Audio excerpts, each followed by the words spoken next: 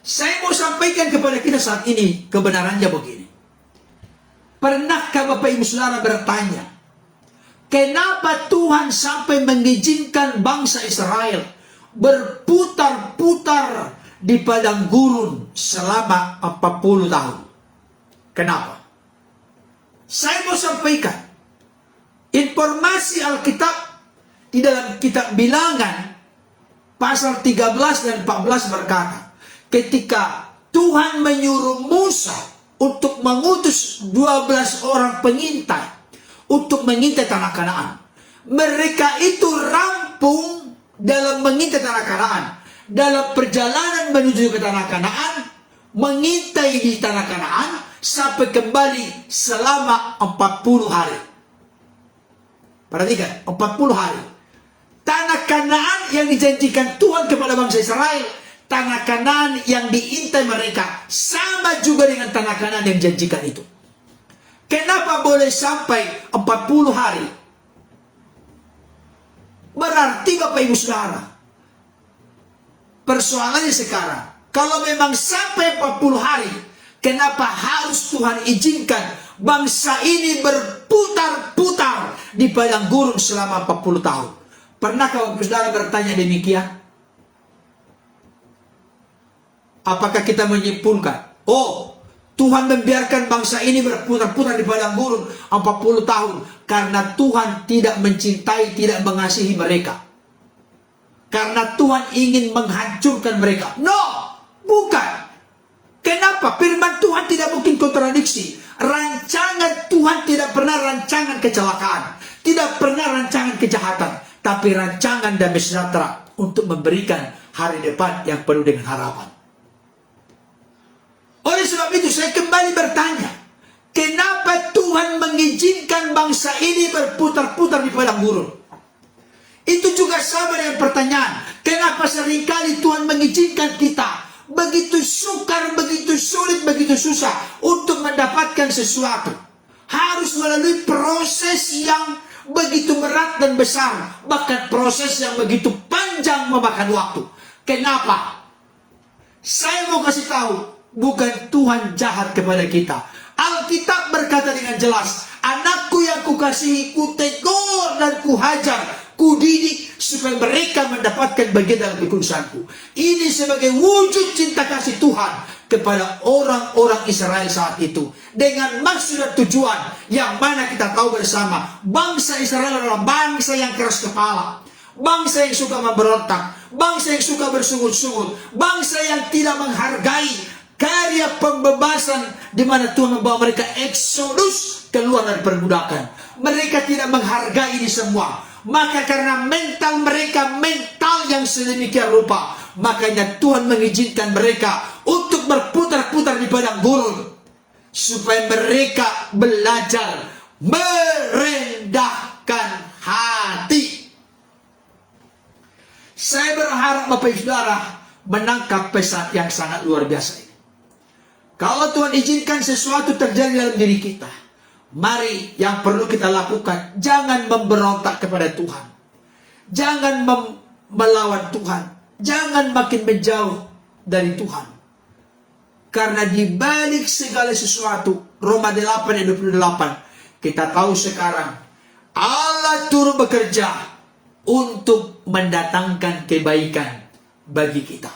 Gak pernah mendatangkan kejelekan, tidak pernah mendatangkan kesialan, kemalangan, tidak, tapi kebaikan.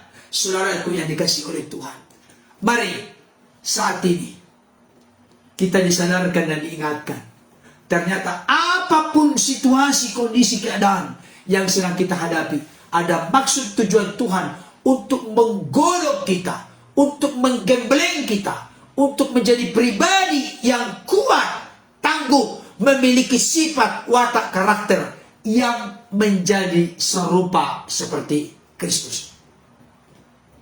Saudaraku yang dikasihi oleh Tuhan, saya mau sampaikan kepada kita begini.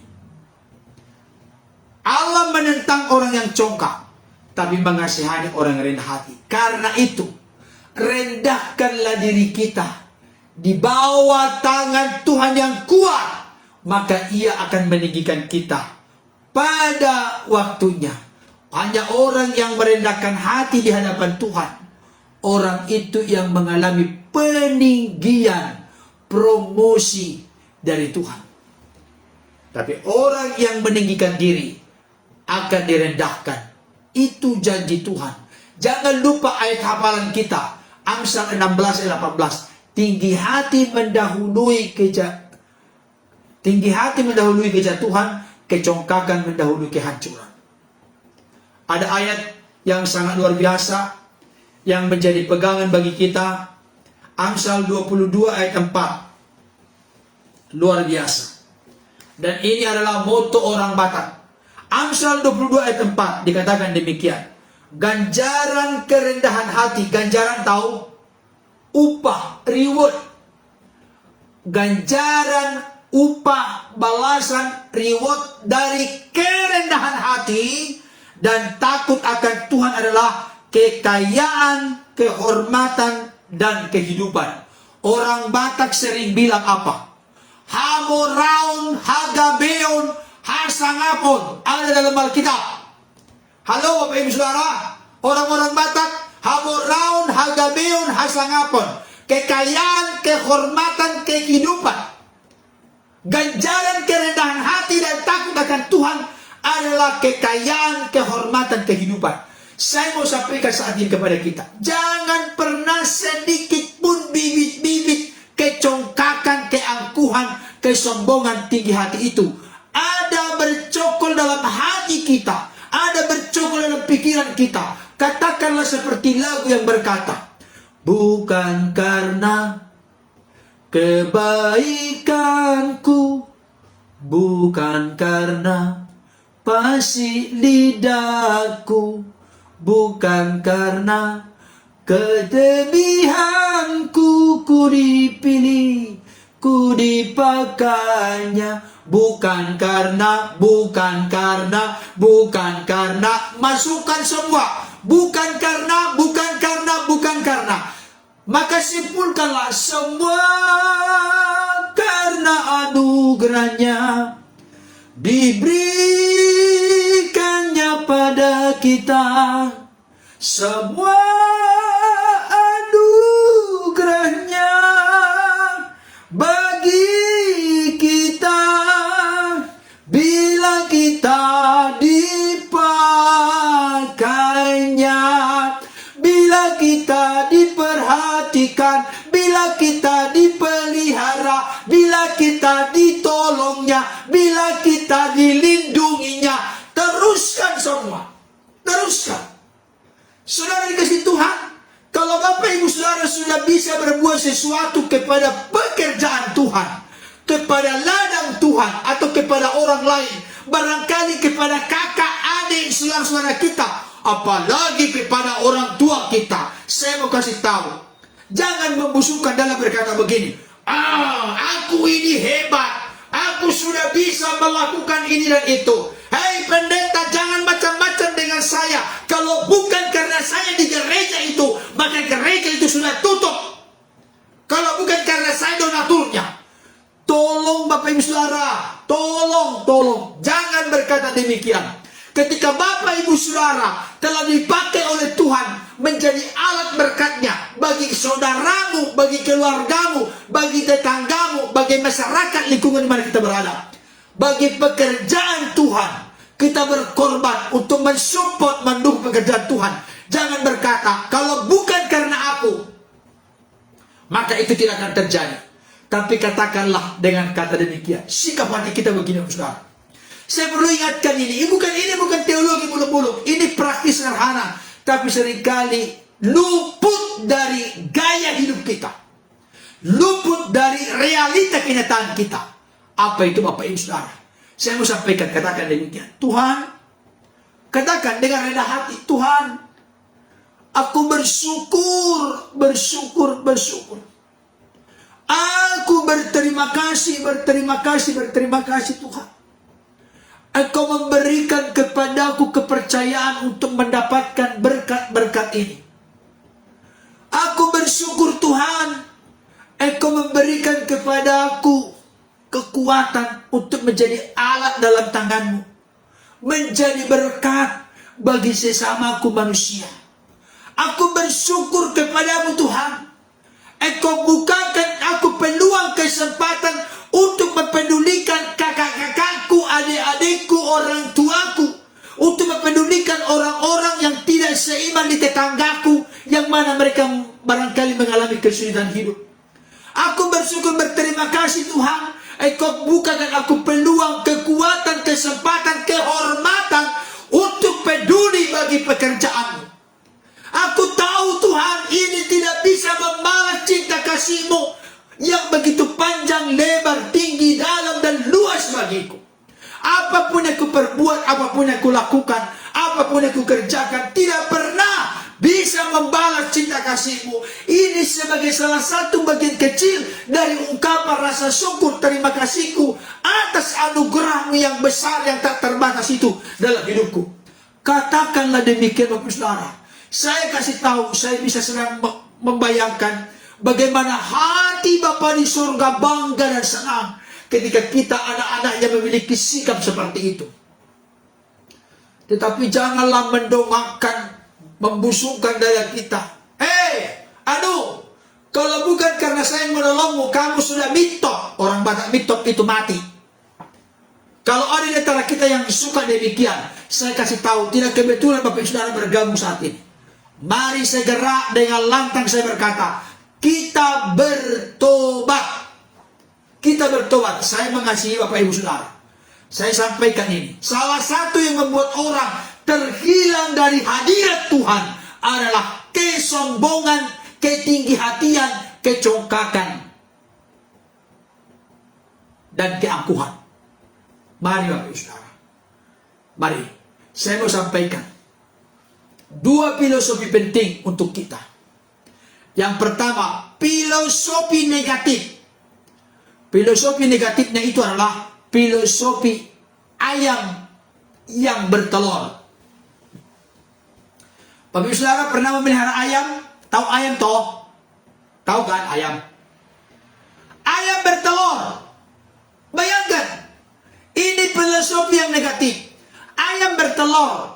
Ketika ayam sudah selesai ngedan bertelur, setelah selesai bertelur, maka dia langsung bersuara, kotak-kotak, kotak, kotak-kotak, kotak, kotak-kotak, kotak. Waduh, disambung lagi dengan jantannya, kotak-kotak, kotak. Waduh, rame satu RT dibuatnya.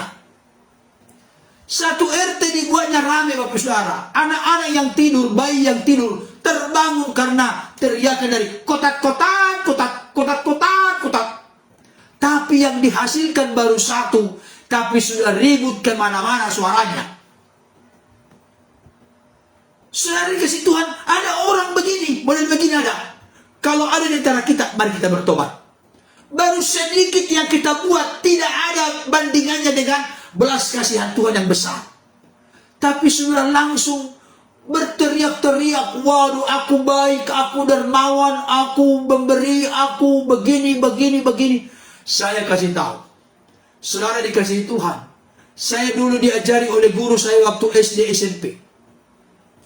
Padi yang kosong itu tegak ke atas dan gampang diombang-ambingkan oleh angin. Tidak punya prinsip. Seperti air di daun talas, orang yang tidak punya pendirian. Tapi padi yang berisi, perhatikan baik Bapak Saudara, padi yang berisi, makin lama makin merunduk, makin gede isi daripada butir-butir padi itu, makin dia merunduk, makin berisi, makin merunduk. Wow, ini filosofi yang tidak boleh dilupakan oleh orang-orang Kristen. Kapanpun, dimanapun, jangan lupakan filosofi ini. Jadilah seperti padi yang semakin berisi, semakin berunduk. Semakin diberkati, semakin rendah hati. Itu pengertiannya.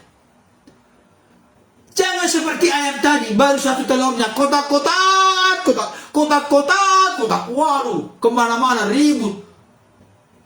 Orang pun lagi bicara nggak kedengaran saking ributnya. Baru satu telurnya.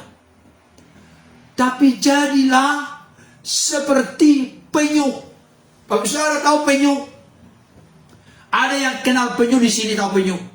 Penyu itu saudara, nggak pernah dia bersuara berteriak-teriak kemana-mana. Oh, aku sudah bertelur. Oh bukan. Penyu itu saudaraku diam-diam, tapi sudah ribuan telurnya. Wow, ini luar biasa. Diam-diam, tapi sudah bermanfaat, menghasilkan hal yang besar. Ini sangat luar biasa. Memang kita perlu dalam konteks memotivasi, merangsang, mendorong orang lain untuk berbuat sesuatu, tetapi harus dijaga dengan ketat hati kita. Kita bisa menunjukkan. Karena apa? Karena firman Tuhan berkata, biarlah kebaikan hatimu diketahui semua orang, Tuhan sudah dekat. Kalau tujuannya untuk memotivasi, mendorong orang lain supaya memberikan contoh, teladan, kesaksian, sehingga mereka juga berbuat hal yang sama, saya pikir no problem. Tapi kalau tujuannya demi ego kita, demi aku kita, supaya kita dianggap, dibilang hebat, dibilang dermawan, dibilang baik, itu yang salah dan keliru. Mari Bapak Ibu Saudara, siapapun kita, saya ingatkan di dalam kasih Tuhan, kalau ada bibit-bibit kesombongan, keangkuhan, tinggi hati itu, mari segera buang, segera lepaskan, segera lemparkan, tinggalkan, tanggalkan detik ini juga di dalam nama Yesus. Salah satu yang membuat bangsa Israel berputar-putar selama 40 tahun di padang gurun, oleh karena mereka tidak pernah terbentuk sifat watak karakternya. Apakah Bapak Ibu Saudara, ini bukan mengancam, tapi mengingatkan kita semua didasari dengan kasih. Apakah Bapak Ibu Saudara mau berputar-putar 40 tahun? Gak ada kejelasan. Saya kasih tahu, semakin lama kita berkeras mempertahankan keegoan kita, keangkuhan kita, kesombongan, keangkuhan, tinggi hati, kecoklakan kita, sebenarnya kita sedang semakin mempersulit diri sendiri. Saya ulangi kembali.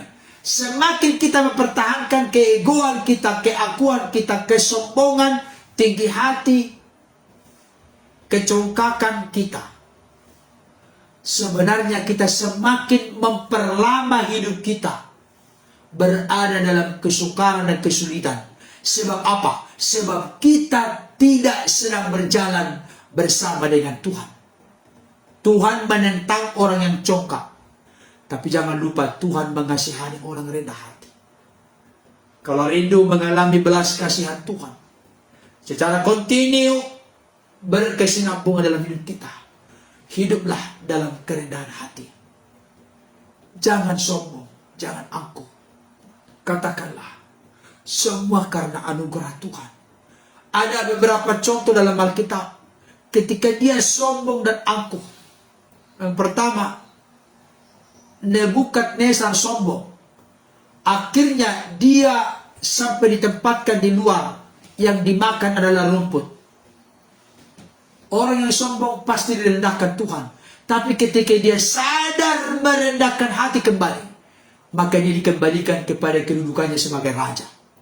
Ingat perjanjian baru, Herodes pernah dia merasa bahwa perkataannya perkataan Tuhan. Tiba-tiba dalam keadaan dia berbicara, langsung disambar oleh malaikat, sehingga mati, terbunuh, dan dimakan cacing-cacing. Tuhan sangat tegas kepada orang-orang yang sombong. Kalau saat ini kita sombong, kita belum mendapatkan ganjaran, balasan dari kesombongan. Saya kasih tahu, bukan berarti Tuhan tidak tahu kesombongan kita. Tapi Tuhan berbelas kasihan, memberikan peluang, kemurahan, kesempatan bagi kita untuk berbenah, untuk introspeksi, evaluasi, dan koreksi diri. Mari saat ini saya sampaikan kepada kita, bangsa Israel sebelum masuk ke tanah Kanaan, Tuhan berfirman melalui hambanya Musa, disampaikan firman, jangan engkau tinggi hati sehingga engkau melupakan Tuhan Allahmu. Ketika engkau sudah diberkati, ketika engkau sudah maju, ketika engkau sudah dipromosikan, ketika engkau sudah berhasil, ketika engkau sudah diberkati, Jangan melupakan Tuhan Allah. Biarlah semua berkat-berkat yang Tuhan berikan semakin memicu, mendorong, memotivasi, merangsang kita semua untuk makin berkata, terima kasih Tuhan. Engkau baik dalam hidupku. Engkau baik dalam kehidupan keluargaku. Kami mau tetap sujud tersungkur, menyembah, menaklukkan diri kepadamu. Kami senantiasa membutuhkan Engkau dalam segenap kehidupan kami. Katakan demikian. Kalau itu yang kita lakukan, percayalah, kita akan melihat tangan Tuhan yang tidak terlihat terus akan membimbing kita, menolong kita, bahkan membawa kita kepada kemenangan yang sempurna. Oke, sekian dulu firman Tuhan. Dan Bapak Ibu Saudara, nantikan bagian yang ketiga dan keempat. Bagian yang ketiga akan kita masuk apa saja yang menjadi cara kita secara efektif, efisien, optimal, maksimal untuk mengingat Tuhan atau jangan melupakan Tuhan.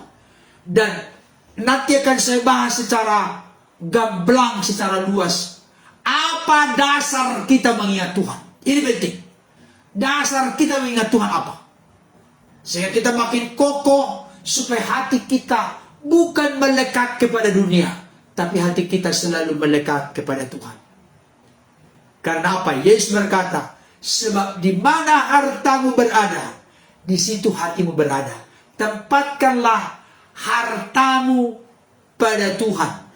Tempatkanlah Tuhan menjadi harta kita, maka hati kita pun melekat pada Tuhan. Bertitik tolak dengan hati yang melekat pada Tuhan, kita memandang dunia ini, maka kita akan memandangnya dengan cara yang berbeda, dengan cara positif, dengan cara percaya diri, dengan cara beriman.